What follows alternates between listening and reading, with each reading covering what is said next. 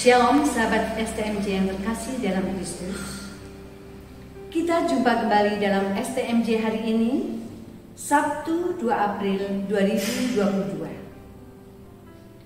Bacaan hari ini diambil dari Injil Yohanes bab 7 ayat 40 sampai dengan 53 dengan tema menghakimi tanpa mengenal. Saya terkesan dengan ayat 51.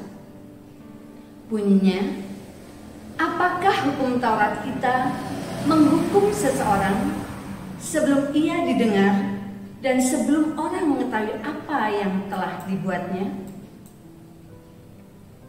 Sahabat STMJ yang terkasih dalam Kristus, kebanyakan dari kita jika melihat seseorang atau mendengar suatu kejadian akan dengan mudah bereaksi secara negatif seperti orang-orang Yahudi dalam bacaan hari ini.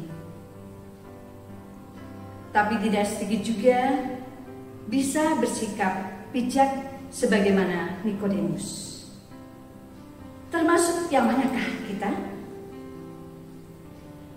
Sahabat STMJ yang terkasih, sedikit sharing pengalaman akan saya bagikan untuk direnungkan. Saya sudah 6 tahun pensiun dari tugas saya sebagai guru. Setelah pensiun, saya berniat membaktikan diri saya untuk gereja dan masyarakat. Kebetulan di lingkungan tempat tinggal saya terpilih sebagai ketua RT. Ada banyak hambatan dalam tugas-tugas saya sebagai ketua RT. Tetapi syukur kepada Allah, seringkali saya merasa ditolong olehnya.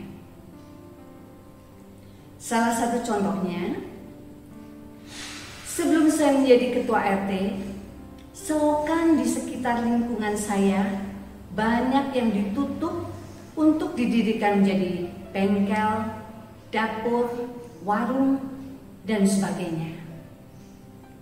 Itu sudah berjalan sangat lama.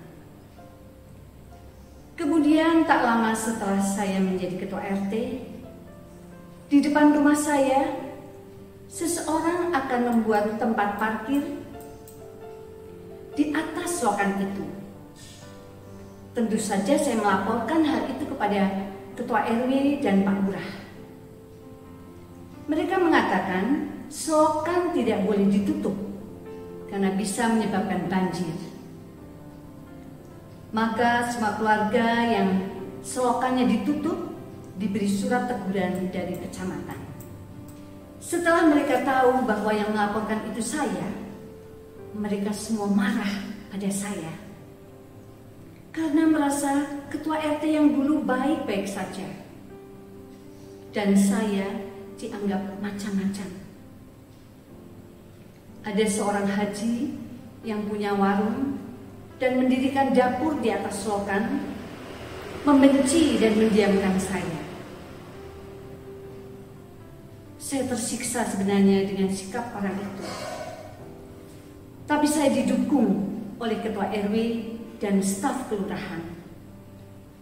Kalau terjadi apa-apa pada saya, mereka akan membela dan mendukung saya.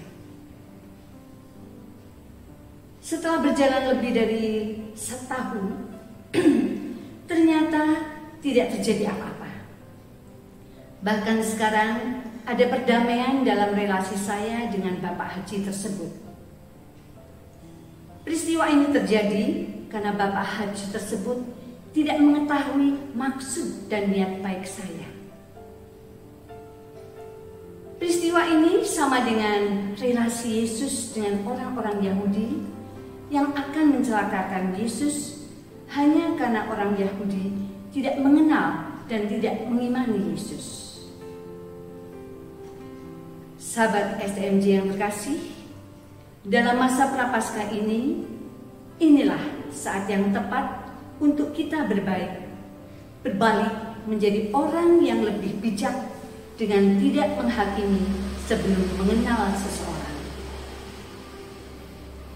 Demikian sharing saya. bagaimana melalui firman-Nya Tuhan mau membentuk saya menjadi pribadi yang bijak, beriman yang teguh, dan tidak mudah goyah menghadapi masalah. Terpujilah Tuhan kita, Tuhan berkati kita semua.